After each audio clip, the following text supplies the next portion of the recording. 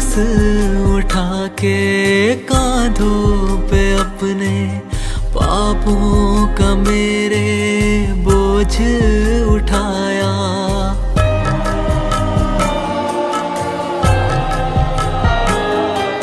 क्रूस उठा के कांधों पे अपने पापों का मेरे बोझ उठाया। पापों का मेरे बोझ उठाया। लटका दिया चोरों के साथ, क्या क्या मसीह ने सहा, क्या क्या मसीह ने सहा। मारा था उसको, पीटा था उसको, क्या था मसीह का गुनाह, क्या था मसीह का गुनाह। आप सुन रहे हैं सुबह संदेश मॉर्निंग वॉइस।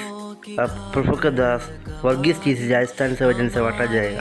परमेश्वर के बेगबूलिया नाम की महिमा करता हूँ। एक बार और सुबह संदेश कार्यक्रम में हम सबको स्वागत करते हैं। आइए आज के विचार के लिए नीति वचन पहले अध्याय की 7 से 17 आयत तक हम देखेंगे। नीति वचन पहले अध्याय 7 से 17 आयत तक।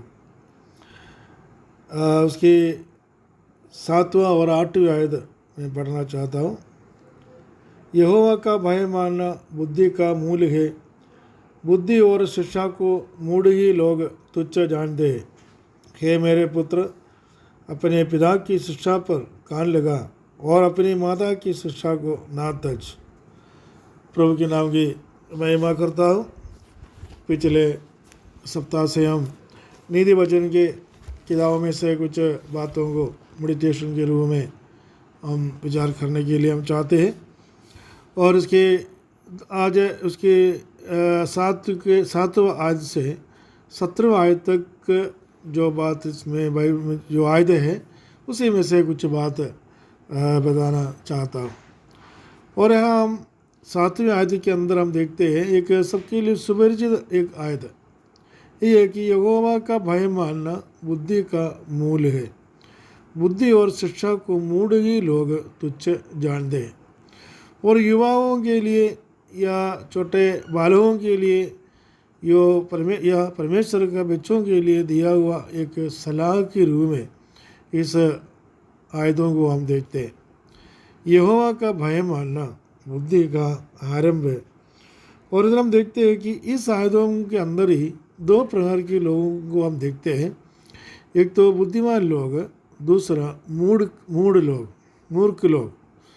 और बुद्धिमान और मूर्ख के बारे में प्रभु यीशु मसीह अपना दृष्टांत के रूप में बताया भी था। हमको मालूम है, सुसमाचार की किताब के अंदर हम पढ़ते हैं बुद्धिमान जो मकान बनाया और चट्टान पर बनाया, और मूढ़ व्यक्ति और केवल मिट्टी पर मकान बनाया।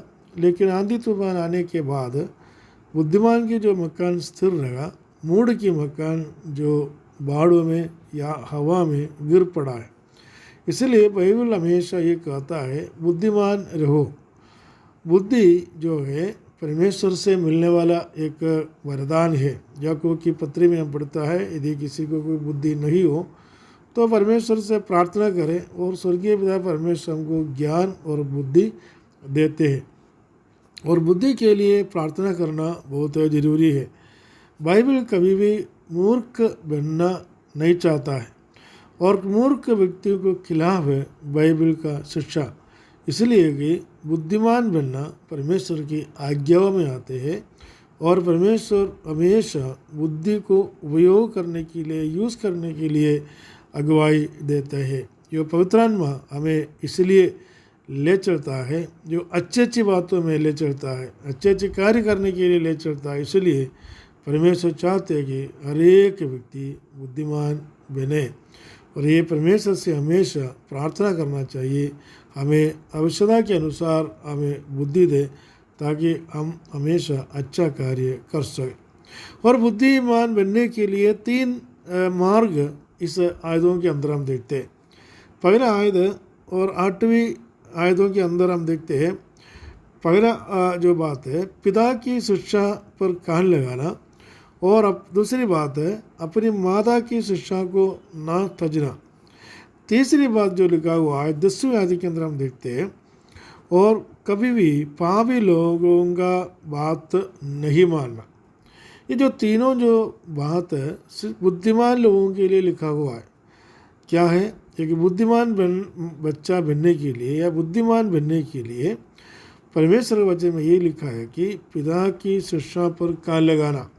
तो अपनी अपनी जो माता पिता जो शिक्षा देता है वो शिक्षा पर कान लगाना, माता पिता को मानना, माता पिताओं की जो बातों को मानना हर एक बच्चों के लिए परमेश्वर की ओर से दिया हुआ एक आज्ञा के रूप में हम देखते हैं। और पापी मनुष्य जो शिक्षा रास्ता बताता है वो गलत तरीका बताते हैं, गलत रास्ता बताते हैं। इसलिए पापी लोगों की बातों पर कभी नहीं मानना, नहीं चलना। और पहला वचन संहिता पहला अध्याय में भी हम इसी प्रकार की जो आयत पढ़ते हैं इसमें लिखा है कि परमेश्वर वचन हमें कहता है कि धन्य पुरुष जो है और क्या ही धन्य है वह पुरुष जो दुष्टों की युक्ति पर नहीं चढ़ता है, पापियों के मार्ग पर नहीं खड़ा होता है और टट्टा करने वालों की मंडली में नहीं बैठता है। इसलिए कि वो पाप करने वाला पापी लोग पाप का जो रास्ता हमें दिखाते हैं, लेकिन अच्छे लोग जो परमेश्वर के लोग बुद्धिमान होकर बुद्धिमान बनाने के लिए हमें अच्छा रास्ता बताते हैं। वो ये दोनों के अंदर की फर्क। और पापी लोग कौन होता है? जो लोग प्रवेश मसीह पर को अपने जीवन में नहीं मानता है या उद्धार करता स्वीकार नहीं किया है, इसी को पापी कहते हैं। क्योंकि वो पापी है, क्योंकि वो पाप के प्रायश्चित करने वाला मसीहा पर विश्वास अभी भी नहीं किया, इसलिए अभी भी वो पाप में है और अपने पापों में अभी भी है। दुनिया की लोग ऐसी है, जो संसार की लोग ऐसी है, जो परमेश्वर की रास्ता नहीं समझ पाया, क्योंकि और पाप के मार्ग पर चलता है।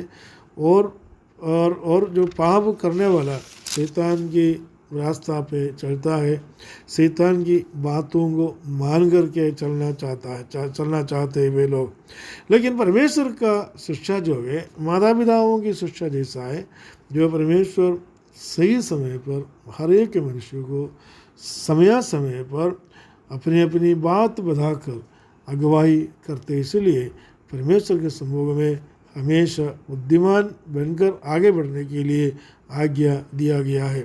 जब हम 11 से 16वीं आयत तक जब पढ़ता है, वह हम पापी मनुष्य के द्वारा दूसरी मनुष्य को मिलने वाली बहुत सारे जो वायदों को या बहुत सारे बातों को देखते हैं।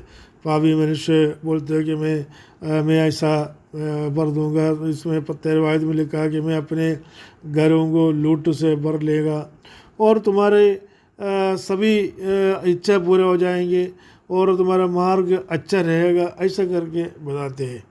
और जब हम 16वीं आयत जब पढ़ता है उसमें देखो क्या पढ़ता है, इसमें लिखा है क्योंकि वे बुराई करने को दौड़ता है और हत्या करने को पूर्ति करते हैं। कौन सा लोग है? ये पाप का अगुवाई करने वाला लोग। वे जो बहुत सारे वायदा देता है लोगों को, बहुत सारे अच्छा प्रोमिस करता है, तो ये मिलेगा वो मिलेगा, तुम्हें ऐसा होगा, बहुत बड़ा आशीष मिलेगा, ऐसा बोलकर लास्ट में ये क्या करते हैं और हत्या करने को पूर्ति करवाते हैं। मतलब मनुष्य को पाप में गिराते हैं, सत्यानाश करना चाहता है। इसलिए 7वें आयत के अंदर परमेश्वर की आज्ञा यही दिया गया है, यहोवा का भय मानना बुद्धि का मूल है। इसलिए कि परमेश्वर को हम धन्यवाद दें, क्योंकि परमेश्वर उस बुद्धि और अगुवाई हमें दिया, हमें परमेश्वर के संतान के रूप में रखा, ज्ञान दिया, बुद्धि दिया, पवित्र आत्मा दिया, वचन दिया। इसलिए प्रभु को धन्यवाद है और दूसरों के सामने अच्छा नमूना बनकर आगे बढ़ने के लिए परमेश्वर हम सबको सहायता करे, मदद करे। प्रभु के नाम की महिमा हो।